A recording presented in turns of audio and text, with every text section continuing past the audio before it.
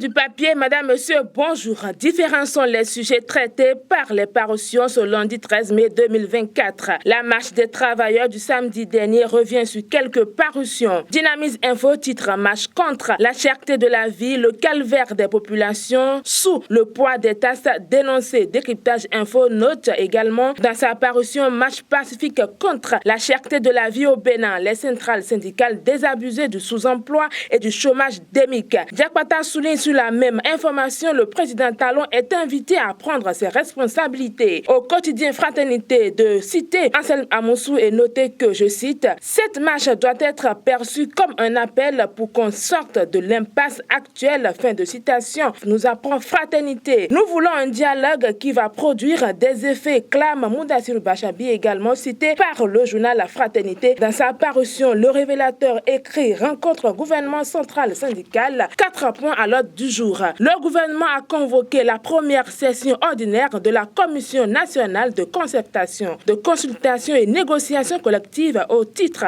de l'année 2024. 4 points sont inscrits à l'ordre du jour de cette rencontre entre gouvernement central et confédération syndicale prévue le 23 mai 2024 à Cotonou, résume le révélateur dans sa parution. Le Télégramme ne dira pas le contraire lorsqu'il écrit « Marche contre la vie chère au Bénin ». Les travailleurs font le procès de la malgouvernance et certaines réformes du gouvernement. Une rencontre entre le gouvernement et les centrales syndicales annoncée. L'actualité, c'est aussi la sortie du Premier ministre nigérien le samedi 11 mai 2024. Sur l'information, le Télégramme cite dans sa parution le Premier ministre nigérien et écrit au Bénin, je cite, « On entraîne des terroristes qui doivent venir déstabiliser notre pays ». La réaction du gouvernement béninois n'a pas tardé face à la sortie du Premier ministre nigérien. Ainsi, l'événement du jour met en manchette Liandre Ngwedi au sujet de la déclaration du Premier ministre nigérien. Une base militaire n'est pas une aiguille. Le journal citant ainsi Liandre Ngwedi, le Bénin est prêt à offrir aux médias nigériens une visite guidée sur son territoire pour y constater l'absence des militaires. Le secrétaire général adjoint et porte-parole du gouvernement l'a clamé ce dimanche 12 mai 2024 dans une interview accordée à BIP Radio, rapporte l'événement du jour. En résumé sur sa parution. Sur la même information, le quotidien Nassera écrit « À l'image de la crise de 1963 entre le Bénin et le Niger, Tiani et Talon doivent éviter l'escalade. Les deux peuples veulent la paix ». Le quotidien Fraternité rapporte les dits du député Malik Gomina et écrit « Qu'on cesse de faire croire au Niger que le Bénin lui veut du mal ». Fin de citation. Pendant ce temps, Nassera écrit « Restriction continue de visite. Amadougou Rekia Soglo Nissefor bloqué au portail de la prison civile de Missérété. En bafouant ses droits malgré les cris de cœur de plusieurs organisations internationales et de plusieurs personnalités du monde depuis plus de 3 ans qu'elle est détenue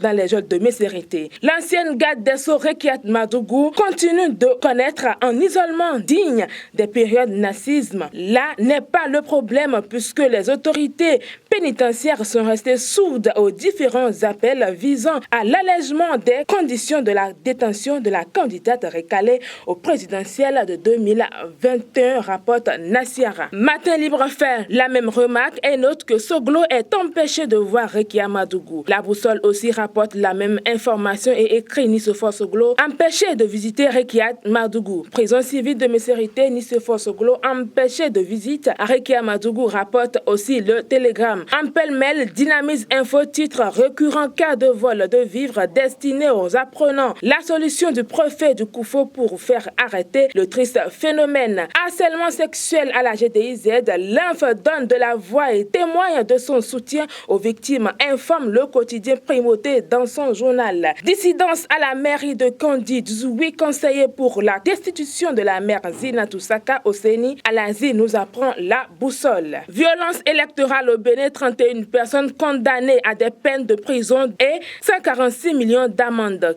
4 des manifestants ont écopé de 10 ans de prison ferme, rapporte le Télégramme. Sortie frauduleuse d'intrants agricoles, plus de 1500 sacs d'engrais déjà interceptés, informe le révélateur dans sa parution. Difficulté d'exploitation du terrain synthétique d'Akasato par les acteurs du football. Les clubs de Ligue Pro en colère contre le maire d'Abomey-Calavi. Le maire Angelo Arondino Kinou et la SE Karine Floride Laourou au banc des accusés. Le chef de l'État, le président Patrice Talon, appelé au secours. C'est la fin de cette revue de presse. Merci de l'avoir suivi. À demain pour d'autres parutions.